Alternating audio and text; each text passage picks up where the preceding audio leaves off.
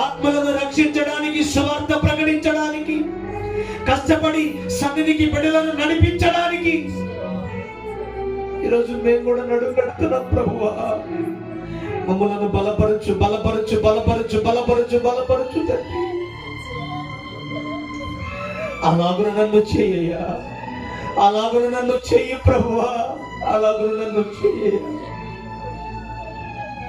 నా బిడ్డలయ్యా, నా సమాజం అయ్యా, నా గ్రామం అయ్యా, నా పట్టణం అయ్యా, నా సమాజం ప్రభువా,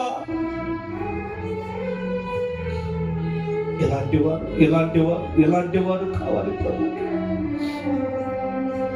అలా అడుగులు వేసుకొని వెళ్ళిన వారే భక్తులు, మిషనరీ భక్తులు.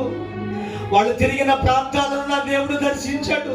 వారు సంచరించిన ప్రాంతాలను నా దేవుడు తాకాడు. ఈ రాత్రి అదే దేవుడు, మార్పు లేని దేవుడు నిన్ను అడుగుతున్నాడు. తమ్ముడా, చెల్లి, అక్క, నువ్వు కూడా ఆత్మల రక్షణ కొరకు కష్టపడతావా? నువ్వు కూడా ఈ రాత్రి నడుగడతావా? అంగవైకల్యం కలిగిన వాళ్ళు బస్ స్టాండింగ్ లోను, పట్టణాలలో సువార్తలు, కరపత్రికలు ప్రకటిస్తూ, అనేకమైన దెబ్బలు తింటూ, దోషులను భరిస్తూ సువార్త ప్రకటిస్తుంటే అన్ని బాగుండా నీవు, నేను, మనం మాత్రం సువార్త ప్రకటించడానికి మౌనంగా ఉంటున్నా. ఆలోచించి రాత్రి ఆలోచించు.